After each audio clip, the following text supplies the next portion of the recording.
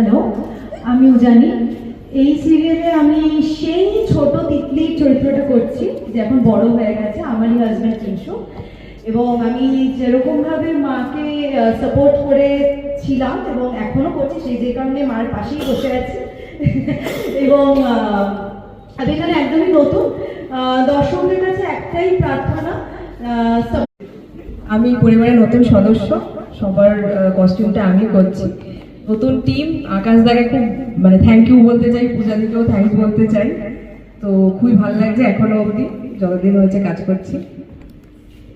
আরো নতুন কিছু ভাবতে চাই।